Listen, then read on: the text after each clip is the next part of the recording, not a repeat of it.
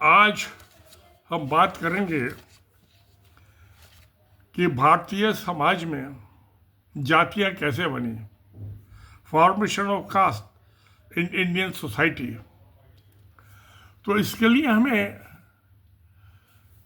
जो पिछले 3000 साल के पीछे जाना पड़ेगा। जब आदमी, क्या होता है कि कोई भी इंसान हो, समाज हो, कहाँ जाके बसेगा? वहाँ जाके बसेगा जहाँ उससे सुख सुविधा मिले, क्योंकि 10,000 साल पहले खेती बाड़ी में आ चुका था इंसान। चाइना के 2/3 से भी ज़्यादा इलाके में बर्फीला इलाका है, पथरीला इलाका है, वहाँ खेती बाड़ी अच्छी नहीं हो सकती। यही हाल सेंट्रल एशिया का है। ये मुस्लिम कंट्री है, 5-6 ताजिकिस्तान, कजाकिस्तान, ये सब जो थे, वहाँ पे पथरीला इलाका, बर्फ पड़ती है बहुत, वहाँ पे भी खेती बाड़ी नहीं हो सकती थी। फिर अरब कंट्रीज में आ जाते हैं, वहाँ पानी नहीं है, डेजर्ट है, रेगिस्तानी सब इलाका है, तो वहाँ पे भी खेती बाड़ी नहीं हो सकती है। तो जब वो वहाँ से चले, अब वो सिंधु वैली में आए, तो देखा यहाँ तो नदियाँ, पानी है, तो वो वहीं बस गए। और बहुत से आए, और सिंधु वैली जो हड़प्पा मोहनजोदड़ो है, वहाँ पे 1920-21 के आसपास जब रेलवे ट्रैक डाल रहे थे ईस्ट इंडिया कंपनी के ज़माने में, तो कुछ ईंटें मिली, बिल्डिंगें मिली, तो इन्वेंशन उसका पे एक्सहिबिशन हुआ आर्कोलॉजी वालों ने, डिपार्टमेंट ने।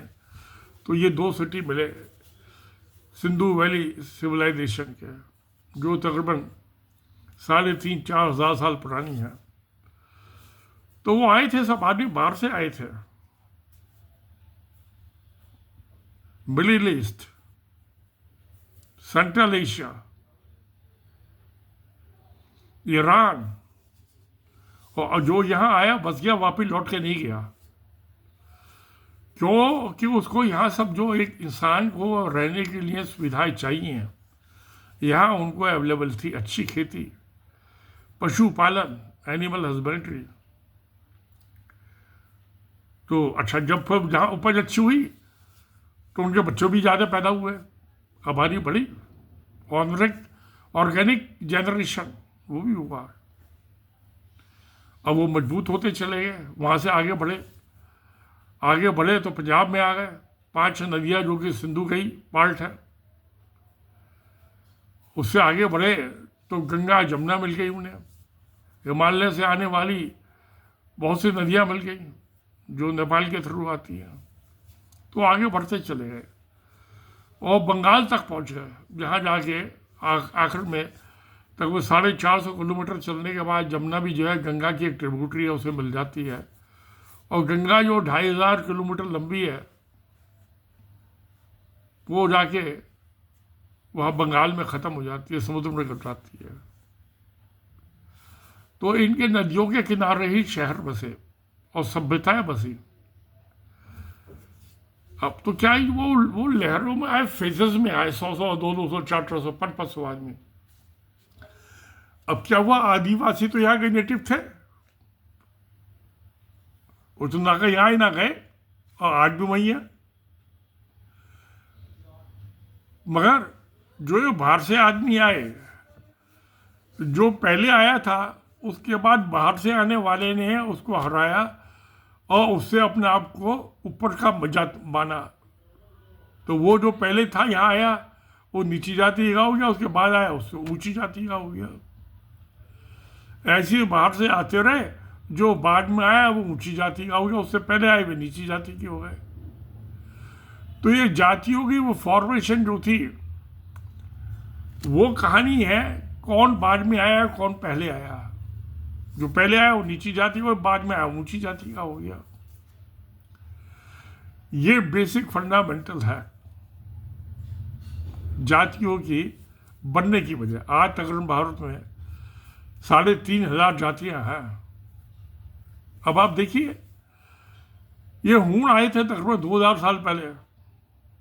ये चाइना और अफगानिस्तान के जो बीच का हिस्सा है वहाँ से आए थे। वो हिंदू कुछ तो पार नहीं कर सकते, ऊंचा पहाड़ है, बर्फीला है, तो वहाँ से आए थे हूण।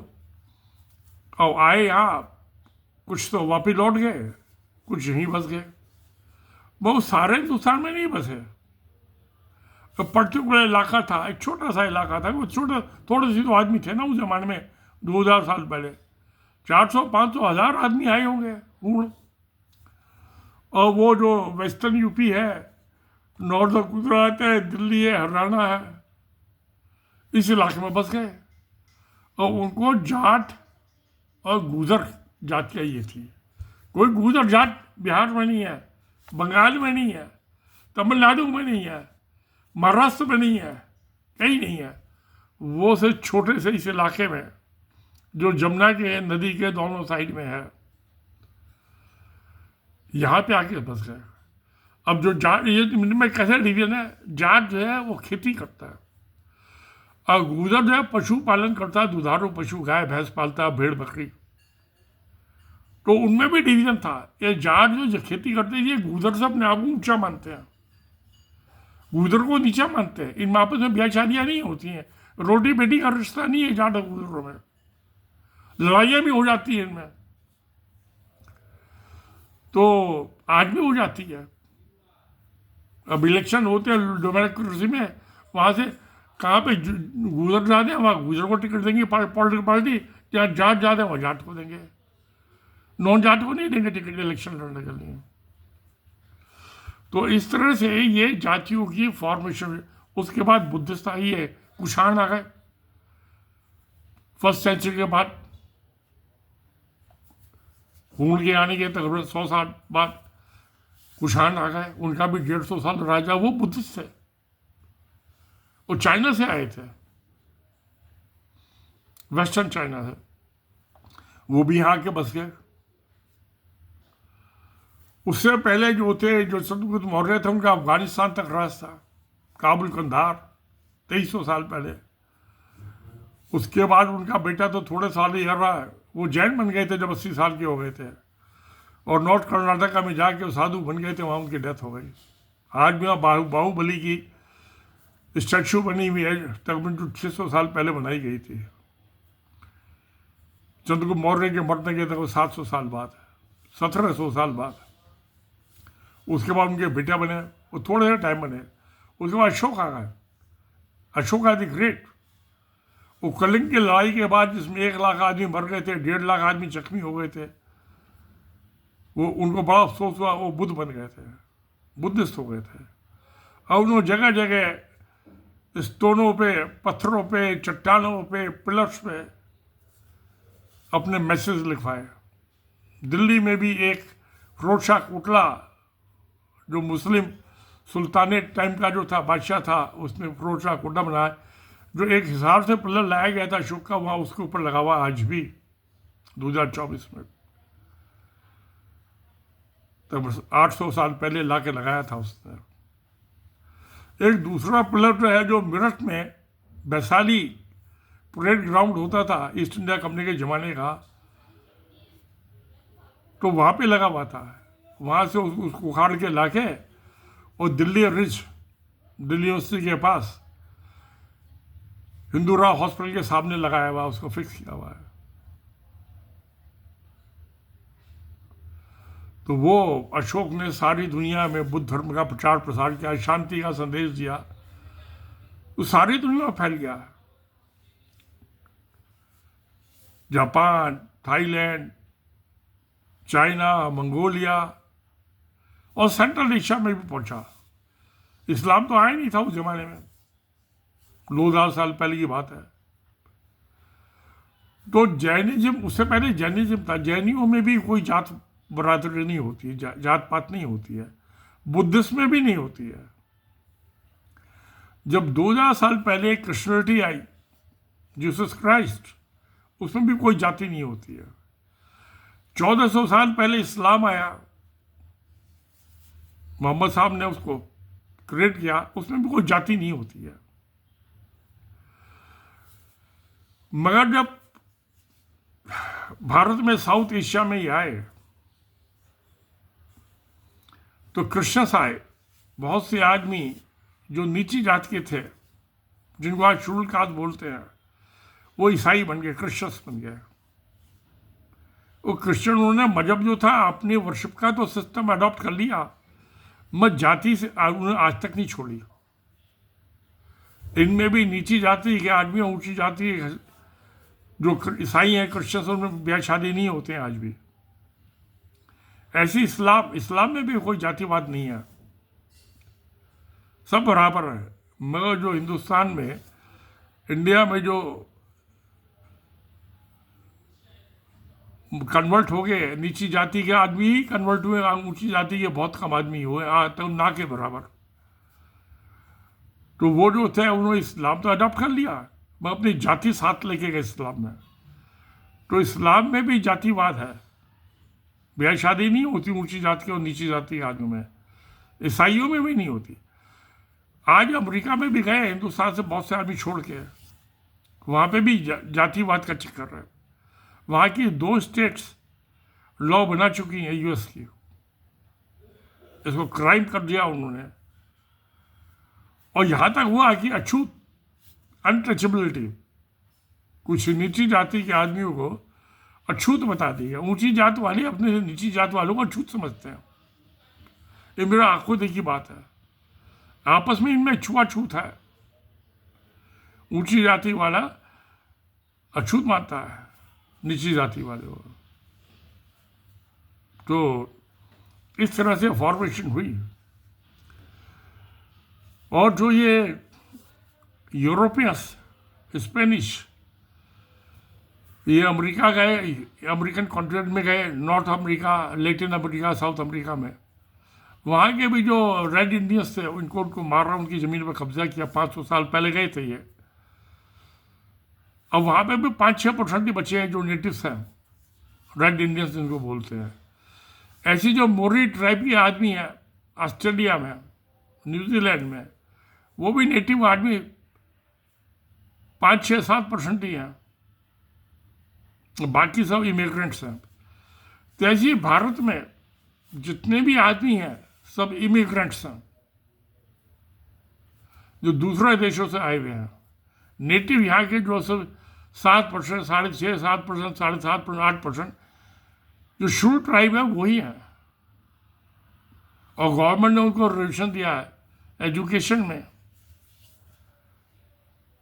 सरकारी नौकरियों में, सभी जगह। ऑस्ट्रेलिया में उनके लिए कुछ हो रहा है प्रोटेक्शन का काम, जो नेटिव्स हैं मोरी ट्राइब के। न्यूजीलैंड में भी हो रहा है, यूएस कनाडा में भी हो रहा है। लैटिन अमेरिका का मुझे पता नहीं वहाँ क्या हो रहा है, उनको सोसाइटी में कैसे ट्रीट किया जा रहा है। तो ये इस तरह से खास फॉर्मेशन हुआ है। अब यहाँ पे जो है एक तो ये कास्ट फॉर्मेशन, मगर ये जैसे भारत में जो द्रविड़ लैंड है साउथ की,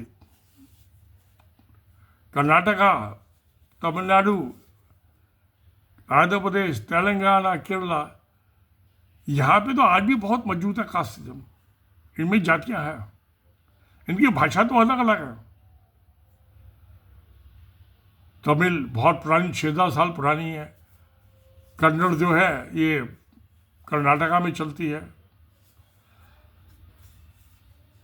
ऐसी जो तेलुगु है आंध्र प्रदेश और तेलंगाना में चलती है। मलयालम जो है मलयालम में चलती है। वह कास्टिज्म यहाँ पे भी है। हालांकि अब मैं जो है दिल्ली से हूँ, यूपी से, मुझे ना तमिल आती है, ना कन्नड़ आती है, ना तेलुगु आती है, ना मलयालम आती है, कोई भाषा नहीं आती। मैं तो यहाँ विदेशी हूँ, उनके लिए मैं विदेशी हूँ, मेरे लिए ये विदेशी हैं। तो इसलिए जो ये कास्ट फॉर्मेशन हुआ, और क्योंकि उन्होंने अपनी कास्ट में ही प्रोटेक्शन देखा। अगर कोई बात होगी, ये ओबीसी और अदर बैकवर्ड कम्युनिटीज के आदमी, इन्होंने अत्याचार किया शेड्यूल कास्ट पर, शेड्यूल ट्राइबों पर। तो अगर जो वो कोई अत्याचार करता है किसी को, तो उसके कास्ट वाले जो उनके चौधरी हो वो इसको बचाने के लिए आते हैं ना, या पुलिस का आदमी को परेशान करता है, तो उसकी जातिवादी उसको आएंगे तो वो जाति में अपना प्रोटेक्शन देखता है, वो पुलिस में नहीं देखता, सरकार में नहीं देखता। सच्चाई ये है समाज की, इसीलिए। और अब तो जो रिविजन हो गया उससे कास्टिज्म बहुत मजबूत हुआ। जनवरी 1950 का जो पहला प्रेसिडेंशियल ऑर्डर निकला था वो स्टेट वाइज होती कास्ट रिकॉग्नाइज की गई थी। उससे पहले 1931 में हुआ था ईस्ट इंडिया कंपनी के ब्रिटिश गवर्नमेंट के ज़माने में कास्ट सर्वे, जब सेंसस हुआ था, उसके बाद नहीं हुआ। अब शायद ये हो रही है कास्ट सेंसस के साथ साथ जो ये जनगणना होगी, सेंसस होगा, इंसानों की गिनती की जाएगी, उसमें कास्ट की भी गिनती की जाएगी। अब शायद इसमें 2025 में होगा वो, क्योंकि पॉलिटिकल डिमांड हो रही है। कांग्रेस पार्टी और कुछ और दूसरी पार्टियां उसी में अपनी भलाई देखती हैं, अपना वोट बैंक देखती हैं। तो देखिए क्या होता है। मगर कास्टों की जो फॉर्मेशन है, जैसे जैसे हम इमिग्रेंट्स आए बाहर से, उसकी बेस जो इमिग्रेशन है, रूट कॉज यही है, उसकी जड़ें यही हैं। और जो यहाँ पे आया वापस लौट के नहीं गया। एक अंग्रेज़ों को छोड़ दीजिए जिनका 180 साल राज रहा, 90 साल ईस्ट इंडिया कंपनी का और 90 साल जो क्राउन गवर्नमेंट का, वो तो वापस लौट गया, बाकी कोई नहीं गया। जो आया यही बस गया, यहीं का हो गया। मगर उसने जहाँ से आया वो, और जब आया, जो बाद में आया, उसने अपने आप को पहले वालों से ऊंचा समझा, अपनी जाति को ऊंचा समझा। आज जो पहला वो नीचा समझा। तो ये इसकी कास्टिज्म की कहानी है। हमारे समाज में कैसे कास्टिज्म आया। मजहब तो बदल दिया मगर जाति नहीं छोड़ी, ना मुसलमानों ने ना ईसाइयों ने।